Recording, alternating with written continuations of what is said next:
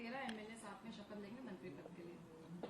मेरी सरकार के लिए शुभकामना है और यह साबित करता है कि रमैया जी और शिव कुमार जी की जोड़ी ने वहाँ पर सरकार बनाया और फिर अगली सरकार भी ये लोग बनाएंगे।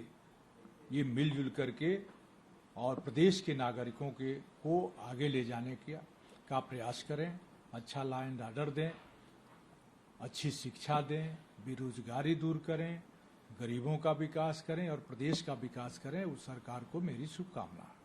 सर, दिल्ली में एक होटल में आग लगने से लगभग 21 लोगों की अभी तक मौत हो चुकी है और वहाँ पे ऑपरेशन जारी है। तमाम टीमें वहाँ मौजूद हैं मौके पे। देखिए, ये पहली घटना दिल्ली की नहीं है और बड़ी बड़ी बात करने वाले दिल्ली में सत्ता चला रहे हैं।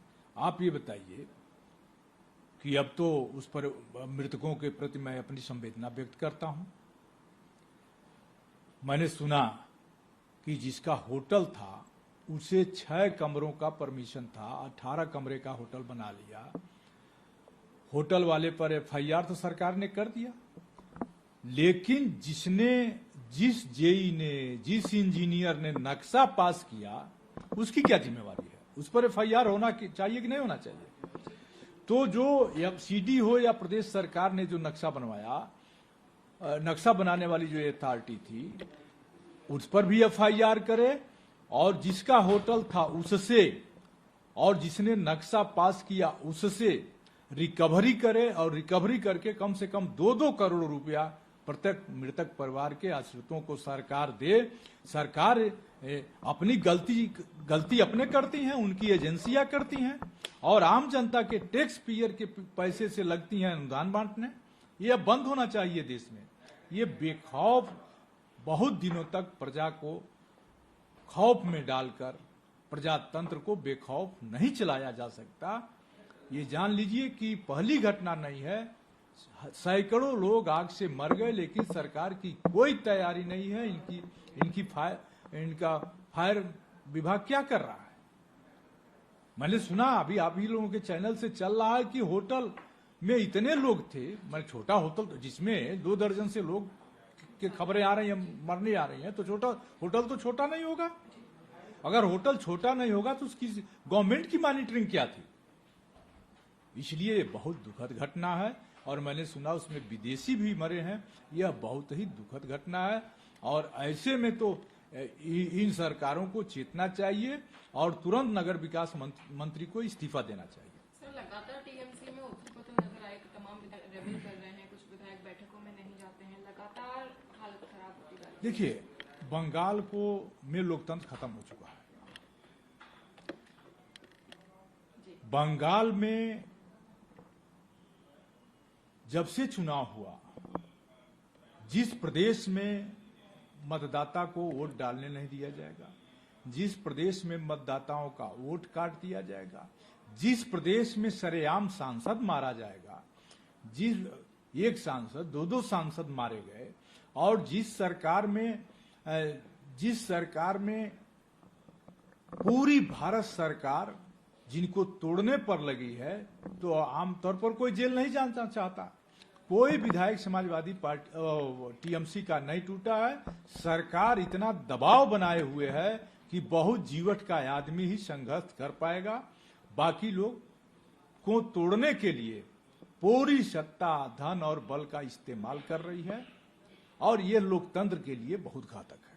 सर, राहुल गांधी जिस तरीके से सीबीएसई और सवाल को लेकर उत्तर प्रदेश के मंत्री संजय निषाद का कहना है कि जब कोई गाड़ी खराब होती है तो उसके पुर्जे बदल जाते हैं, ना कि मालिक बदला जाता है। अब ये गाड़ी बहुत पुरानी हो गई है, उस पर बैन लगा दिया जाता है। संजय निषाद को दिल्ली में आ जाना चाहिए। 20 बरस पुरानी गाड़ी लेकर एफआईआर हो जाएगा उनके ऊपर। उनको पता नहीं है बीजेपी की गाड़ी पुरानी हो चुकी है। अब उस गाड़ी में पुर्जा आप बदलते रहें, कोई वो गाड़ी चलने वाली नहीं है। और मजाक कर रहे हैं ये लोग। 28 लाख नौजवानों के भविष्य के साथ खिलवाड़ हुआ। जब स्टैंडिंग कमेटी में मामला गया तो आग भी लग गई, मैंने सुना ऑफिस में। और यूपी के मंत्री को नौजवानों, वो नीट परीक्षा और प्रधान शिक्षा मंत्री के इस्तीफे पर नहीं वो बात कर रहे हैं, वो मजाक कर रहे हैं देश के 28 लाख के करीब नौजवानों का, जो नौजवान जब से ये सत्ता में आए हैं केवल पेपर लीक की मार झेल रहा है। पेपर लीक की मार झेलने वाला नौजवान अब तक इनको दिल्ली में अब तक आकर के इनको सत्ता से बेदखल कर दिया होता, लेकिन केवल इनकी एफआईआर, केवल इनकी ईडी, केवल इनकी सीबीआई, तो ईडी और सीबीआई और इसी के बल की सरकार बहुत दिन तक नहीं चलेगी। आपने बहुत अच्छा सवाल किया है, कहिएगा आप। मैं देख रहा हूं कि खौफ पैदा करके बेखौफ चलने वाली सरकार को प्रजा बहुत दिन बर्दाश्त नहीं कर सकती। सर, आपका सवाल है, बीजेपी नेता अन्नामलाई का रेजिग्नेशन शायद होल्ड पे चला गया है रिपोर्ट्स के अनुसार, और लगातार बीजेपी इसके डिसीजन को लेकर बैठकें कर रही है। देखिए, विपक्ष में अगर विद्रोह है तो बीजेपी की एजेंसियों के डर से है, लेकिन बीजेपी में भी बड़ा भारी असंतोष है और उस असंतोष को मैनेज करती है बीजेपी, क्योंकि उसके बाद बहुत संसाधन अब हो गए हैं। अगर जरूरत सीधी अंगुली से निकल जाए तो करते हैं, और फिर टेढ़ी अंगुली भी कर देते हैं, तो निकलना ही निकलना है। बीजेपी में भारी असंतोष है, क्योंकि राजनीति करने वाले लोग किसी भी दल में होते हैं तो आम जनता से जुड़े हैं, और आम जनता इनसे इतनी नाराज है कि अब ये वोट के बदौलत नहीं, अब ये तिकड़म की बदौलत आ रहे हैं। और आपने बयान भी देखा होगा, बीजेपी के कई लोगों ने कहा कि चुनाव काम से नहीं जीता है, तिकड़म जीता जाता, तिकड़म से जीता जाता है। तो बीजेपी तिकड़म से जीतती थी। हाँ, मैं मानता हूं कि 2014 से और 2019 तक जो चुनाव हुए वो बीजेपी के प्रति जनता की भावना थी, जनता का लगाव था, जनता ने जिताया। लेकिन 2019 के बाद जितना भी चुनाव बीजेपी जीत रही है वो सब तिकड़म से जीत रही है और धनबल से जीत रही है। तो मैंने पहले ही कहा कि खौफ पैदा करके बेखौफ प्रजा पर राज बहुत दिन नहीं चल सकता।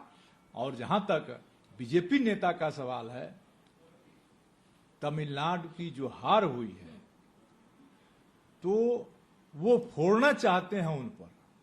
जीते तो प्रधानमंत्री को बधाई और हारे तो लोकल कार्यकर्ता पर की पिटाई, ऐसे समझ लीजिए। तो इसको कौन नेता तो नहीं बर्दाश्त करेगा, नेता तो नहीं बर्दाश्त करेगा।